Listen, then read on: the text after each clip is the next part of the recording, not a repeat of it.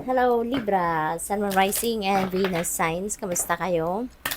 Sana po nasa mabuti kayong kalagayan. Welcome back po sa Star Tarot. Kung bago kayo rito, welcome din kayo. Thank you sa inyong support. I truly appreciate it. God bless you all. Libra, pauna mensahe po ninyo. Kutumi, Cloak of Wisdom. Sabi rito, you already know the answer you seek. Trust what you know. No, your soul knows. Plus, you have wisdom. No? You have learned a lot of lessons in life na. Kaya kahit hindi na ninyo ito hanapin sa kung saan man nakasagutan sa inyong mga tanong, just go deep within you and you will find the answers that you are seeking. Okay? Magtiwala ka sa kung ano ang alam mo, magtiwala ka sa wisdom mo, magtiwala ka sa inner knowing mo. Okay, Libra? What else? We have Mercury, open communication, get a weight off your chest, speak up with love, and be heard. Okay? So, you need to communicate. Alright? Wag ninyong kimkimin sa loob ninyo kung ano man yung mga gusto ninyong sabihin, gusto ninyong i-express, express it. Gawin mo, no? Gawin mo. Wag mong hayaan na nandiyan lang sa dibdib ninyo, nandiyan lang sa isip ninyo kung ano yung gusto ninyong ilabas, kung gusto ninyong ipahayag, no? Huwag ninyong isuppress, no? Bagkus, maging bukas kayo, open your communication lines kasi malaking tulong, no? Kapag ikwinento ninyo yan or sinabi ninyo sa mga taong kailangan makarinig ng mga gusto ninyong sabihin, that's going to be a big relief para sa iyo na masabi mo kung ano yung gusto mong sabihin, maipahayag mo kung ano yung gusto mong i-express. Okay, Libra? So, tignan natin kung ano pa ang mga mensahe para sa iyo. We have the Spy Master. Ayan, there is knowledge, distrust. Siguro ang iba sa inyo rito, no? Marami din kayong alam, no? Marami kayong alam na gusto ninyong i-share sa iba, no? This could be knowledge na yung maybe this is your truth, no? Maybe this is your truth that you want to share with other people. Maaari din na yung knowledge na to is alam ninyo, no, about isang bagay, meron kayong alam, you know what it is, 'di ba? Pero siguro nagdadalawang isip kayo na i-share ninyo 'yan, no? Kasi maaaring nag-iisip kayo na hindi naman kayo papaniwalaan ng mga makakarinig, no, na kung ano ang sasabihin ninyo. So maybe meron ditong yung parang a lack of self-confidence at saka lack of trust, no, sa kung ano ang inyong alam, no, sa kung ano yung knowledge, no, na you have dito, Libra. So that's why iniimbitahan kayo dito to open, no, to be open, no, to communicate what you know, no, what you feel, 'di ba? Lalo-lalo na ito, no, yung mga kaalaman ninyong ito, kung ano man ang alam ninyo sa ngayon regarding whatever situation there is, no, nasa tingin ninyo, alam ko to, no, alam ko to, masusolusyonan ko to, or alam ko to, pwede ko mag-share, pero baka pinipigilan ninyo ang sarili. So, pag-isipan ninyo mabuti, no, use your own judgment and discernment, Libra, kasi baka kung sa tingin ninyo talagang makakatulong sa sitwasyon, kung ano ang alam ninyo, kapag sinabi ninyo to, maaaring itong magbukas, 'di ba, ng pinto para maging maayos ang lahat, 'di ba? Para magkabati ang kung sino man magkagalit. Kasi baka kayo ang nakakaalam. Kayo yung hawak ninyo, kumbaga ang susi sa katotohanan, 'di ba? So, use your own judgment and discernment rito, okay? We have the Weaver, rediscovery and transition. Ayan, so merong pagbabago dito, no, na magaganap sa ibang parte ng buhay ninyo. Maaaring meron ding pagbabagong magaganap sa sitwasyon, ano, sa paligid ninyo. So, maaaring yung rediscovery na ito could be something, no, katotohanan related dito sa bagay na to na dapat ninyong diskubrihin sa ngayon, tignan muli.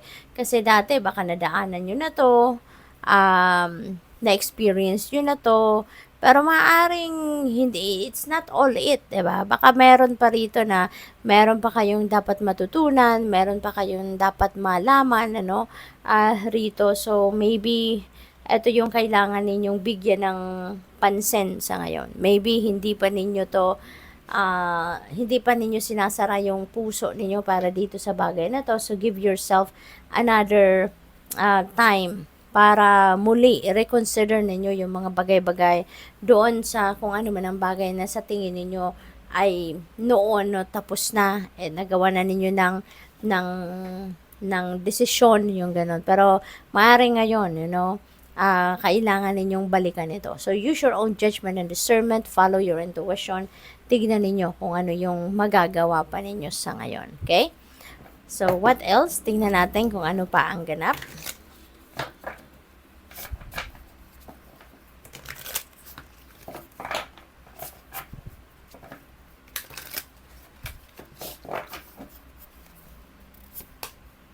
Ace of Voices. Ayan. So, this is a new beginning energy. Libra. So, it's all about ano talaga, no? It's all about truth. It's all about information. Marami kayong dapat na pag-isipan siguro, or maaaring meron kayong mga bagay na kailangang alamin, no? Kailangang research, maaaring ganon. But definitely you will get that clarity. No, you will get that clarity. Kasi baka sa dami na ninyong alam, baka lalong nalito kayo, no? Kaya siguro kailangan ninyong pag-isipan ito. Or baka ang iba naman sa inyo kailangan pa ninyong mag-research. Kailangan pa ninyong makipag-usap pa sa ibang tao to gather facts, no, to gather information. Maaring ganon. So, depende sa inyong sitwasyon, but there's a lot of thinking, there's a lot of information dito na maaaring kailangan ninyong hanapin, or baka may mga parating kusang dadating ang impormasyon sa inyo. So, posibleng ganon ang ganap dito, no? But definitely, this is also a triumphant energy. So, siguro kung ano man ang pinagdadaanan ninyo sa ngayon, Libra, na medyo mahirap, no, rest assured that you're going to rise above that situation, no, and you will end up victorious. Maaring yung mga bagay na to na malalaman ninyo, mga impormasyon na dadating sa inyo, maaring ito yung magiging susi para mapagtagumpayan ninyo kung ano man ang sitwasyon na difficult, no, para sa inyo.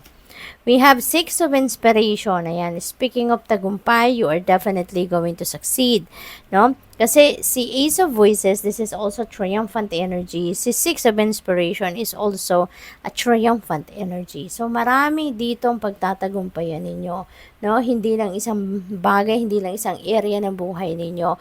So, dito sa Six of Inspiration, baka yung tagumpay ninyo to related naman sa inyong career, related naman sa inyong trabaho, no? So, maaring ngayon, you are going to, yung pagtsatsaga ninyo, yung effort na ginawa ninyo, maaaring ito din yung inyong tagumpay. No, your efforts is going to pay off na. No, so maaaring ito na yon.